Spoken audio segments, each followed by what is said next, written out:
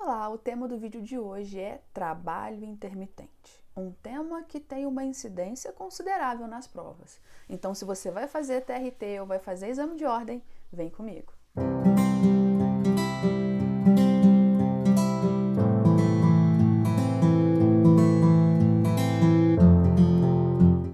Trabalho intermitente. Bom, temos outros vídeos aqui no canal falando sobre o trabalho intermitente. Esse aqui é um vídeo mais técnico para apresentar para vocês essa figura criada pela reforma trabalhista.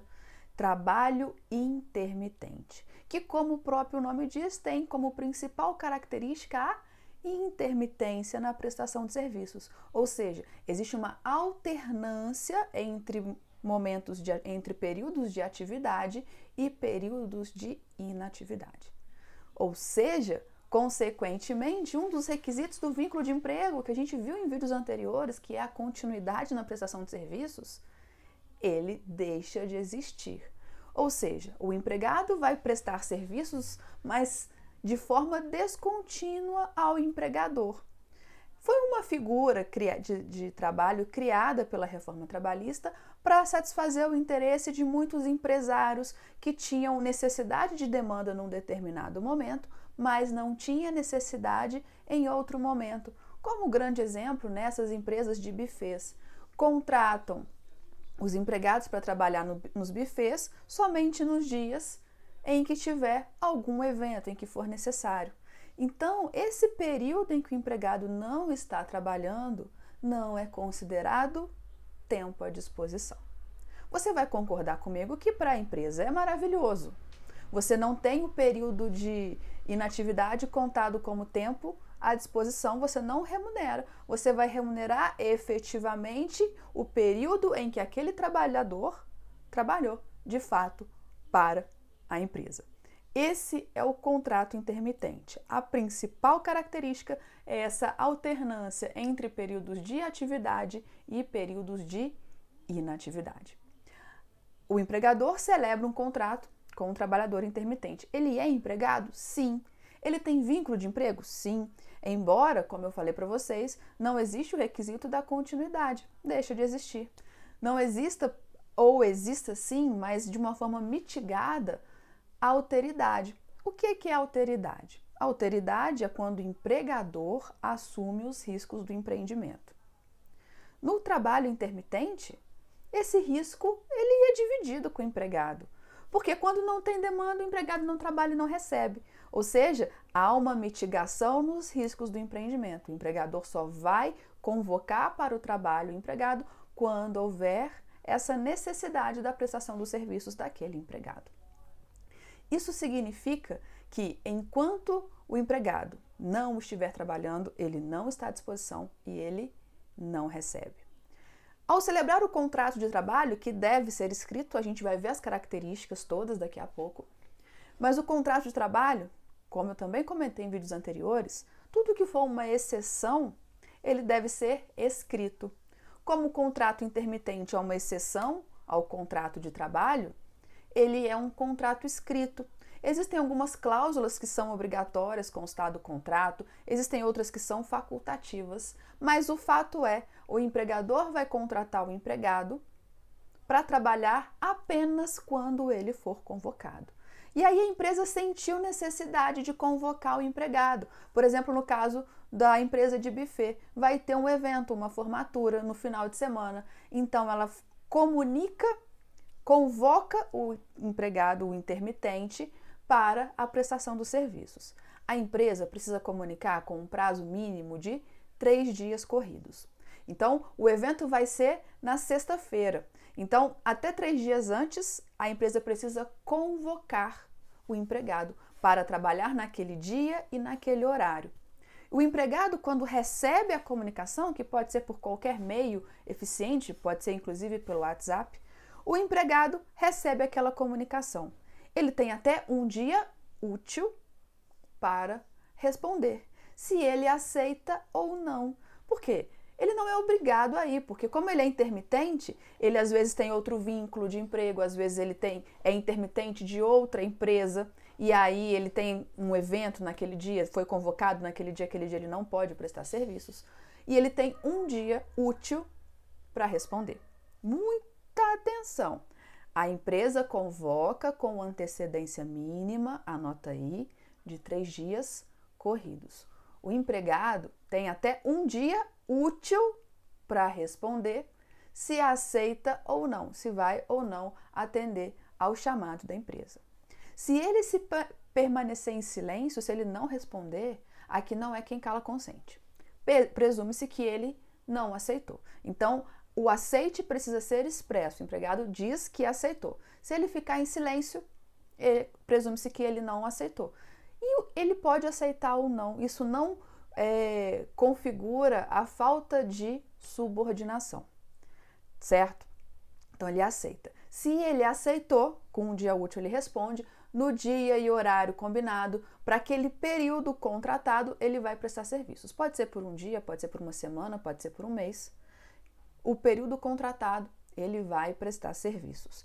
E ao final do período, ele vai receber todas as verbas rescisórias proporcional àquele período contratado. Então, vem comigo na tela para a gente ver as principais características do trabalho intermitente. Como eu falei para vocês, a principal característica é a ausência de continuidade, ou seja, a alternância entre períodos de atividade e de inatividade. Essa palavrinha aqui, ó, alternância, é a mais importante. É entre períodos de atividade e inatividade. Ou seja, como eu tenho ausência de continuidade, deixa de existir esse requisito para o vínculo de emprego. E a alteridade, ela é mitigada. Porque o empregado também divide os riscos do empreendimento com o empregador. Por expressa previsão legal, deve ser escrito, até porque é uma exceção, é um contrato diferente, deve ser escrito. A convocação do empregado com 3 dias corridos, no mínimo, de antecedência, e um dia útil para o empregado aceitar.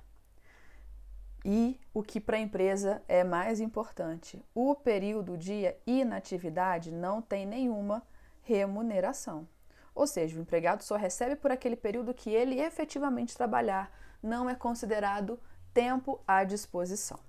Agora vamos ver o que os artigos, tanto da CLT quanto da portaria do Ministério do Trabalho, disciplinam o trabalho intermitente.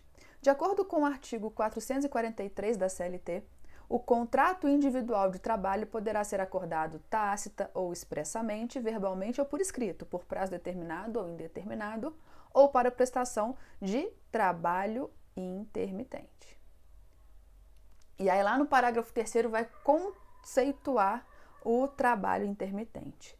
Considera-se como intermitente o contrato de trabalho no qual a prestação de serviços com subordinação. Então, repetindo, o fato do empregado não aceitar a convocação, isso não retira a subordinação que existe entre empregado e empregador.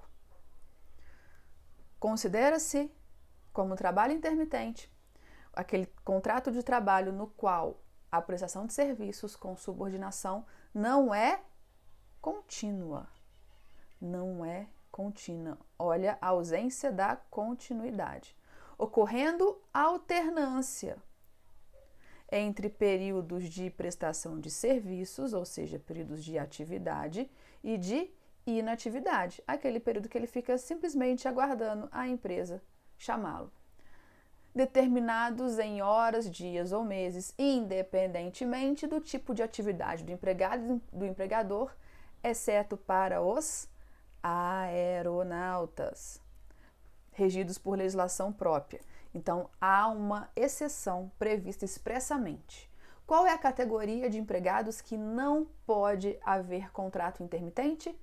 Os aeronautas. Quem são aeronautas? Piloto, aeromoça, todos os empregados que trabalham como se fossem os astronautas no ar. Então, são os aeronautas. Eles não podem ser contratados por contrato intermitente. O artigo 452 da CLT também é importante.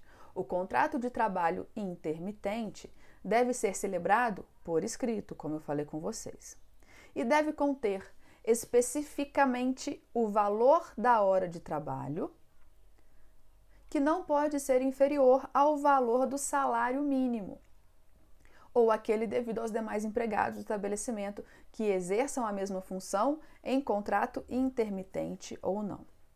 Esse artigo é importante para quê? O empregado intermitente, ao final do mês, não necessariamente ele vai receber o valor de um salário mínimo. Ele pode receber um valor inferior? Pode, mas o salário mínimo hora deve ser respeitado. E não pode haver diferença entre o salário hora recebido pelo intermitente e o empregado efetivo da empresa. Então, tem um empregado que trabalha lá, o contrato normal, sem ser contrato intermitente, e em determinadas épocas do ano, quando ocorre um aumento na demanda, a empresa tem o costume de contratar trabalhadores intermitentes para atender aquela demanda extra. Esses empregados intermitentes que são contratados, o valor da hora deve ser o mesmo daqueles empregados que já trabalham lá na empresa. E aí, quando, logo após a reforma trabalhista, foi publicada uma medida provisória, a medida provisória 808, que caducou. O que significa isso? Ela teve um período de vigência de 60 dias, não foi convertida em lei e perdeu a validade. Só que muitas questões que eram tratadas por essa medida provisória ficaram desamparadas, por assim dizer. E aí, por meio de uma portaria, o Ministério do Trabalho regulamentou questões referentes ao trabalho intermitente e as mais importantes a gente vai tratar agora com você. Opa. Artigo 2º. O contrato de trabalho intermitente será celebrado por escrito, da portaria 349 de 2018, tá? Essa portaria ela é de maio de 2018. O contrato de trabalho intermitente será celebrado por escrito e registrado na Carteira de Trabalho e Previdência Social, ainda que previsto em acordo coletivo de trabalho ou convenção coletiva de trabalho conterá. Então aqui, conterá. Significa que todas essas cláusulas aqui são obrigatórias no contrato intermitente. Identificação, assinatura e domicílio ou sede das partes. Valor da hora ou do dia de trabalho, que não pode ser inferior ao valor horário ou diário do salário mínimo, nem inferior àquele devido aos demais empregados do estabelecimento que exerçam a mesma função, assegurada a remuneração do trabalho noturno superior à do diurno, ou seja, intermitente tem direito a adicional noturno se trabalhar após as 22 horas. O local e o prazo para pagamento da remuneração. Artigo 3º, aqui já é facultado. É facultado às partes convencionar por meio de contrato intermitente locais de prestação de serviços, turnos para os quais o empregado será convocado para prestar serviços e formas e instrumentos de convocação da resposta para a prestação dos serviços. Parágrafo 4º.